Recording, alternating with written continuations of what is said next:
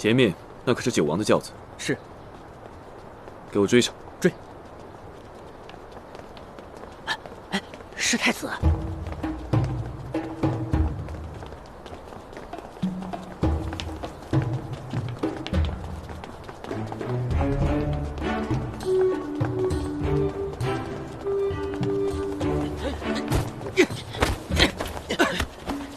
你去！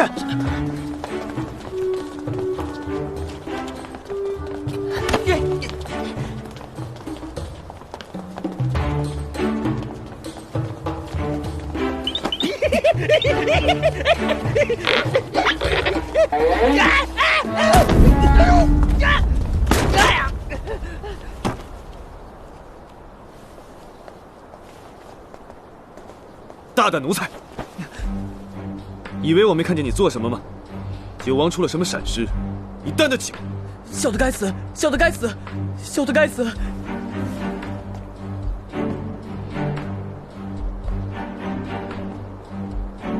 他也是无心之失，三哥不必太过苛责。九弟无恙就好。我自己的人，赏罚我自有分寸。恕我失言，三哥见谅。处置下人是三哥府上内务，九弟不应该指手画脚的，当罚当罚。哪里？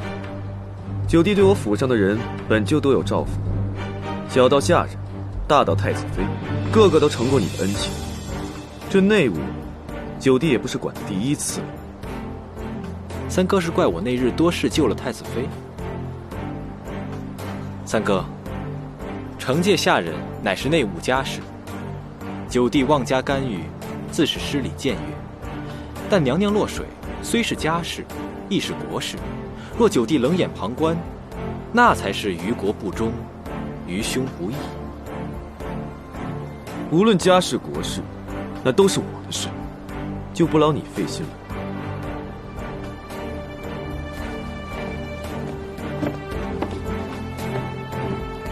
起轿！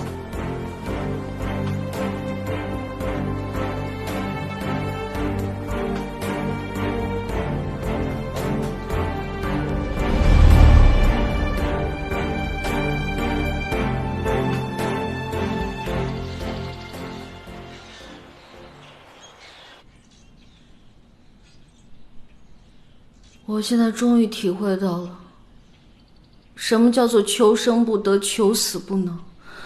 想死死不了，想出出不去。娘娘，您别气坏了身子，好歹吃点，可别委屈了自己。这宫还真是不容易进的，进来了想死都难。我也只能这么苟且的活着了。嘿，这就对了，留得青山在，咱怕谁呀？这桌子都什么菜啊？这些都是您最爱吃的呀。有马小吗？啊？马小是何物？哎，我是滚。奴婢滚便是了。哎，等会儿。我今儿肚子不太舒服，给我倒杯热水。好嘞。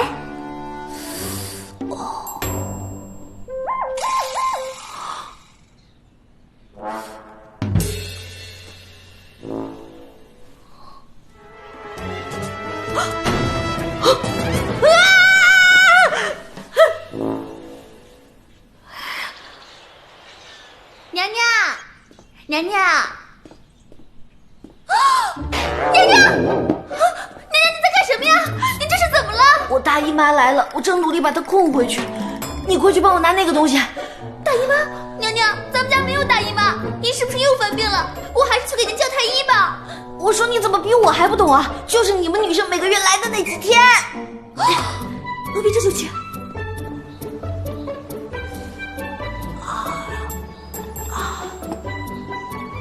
我怎么觉得我现在变得这么娘啊？娘？你本来就是娘娘啊。你给我垫的那个是什么呀？就是那个嘛。那个是什么做的呀？娘娘，这怎么好意思说呀？多害臊啊！哎，做女孩还真不容易，我也只能这么凑合的活着了。娘娘说什么奴婢不懂，不过呀，只要娘娘活着就行。娘娘，这个呀是奴婢特意让人给您熬的，特别的滋补养颜，对女人的身体那是极好极好的。能给我换个男人喝的吗？哎，汤不要了，你去把那个谁给我叫过来。就是太子那些妃子们叫什么来着？陈良娣啊，对，就是他。还有跟在他身边那个黄良元、王昭训、李成辉。对，就是他们，把他们都给我叫过来。您平日里和他们也没那么多来往啊。就是因为平时生疏了嘛，所以才要联络一下感情的。快去。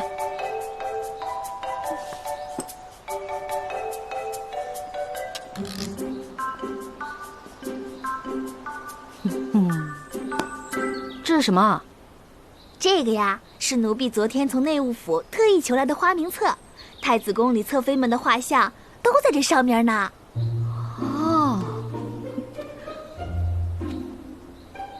哦，这个呀是陈良娣，江西巡抚的千金，年方28，去年刚入的宫，以清纯著称，尤其啊，这古代的大长腿果然是名不虚传啊。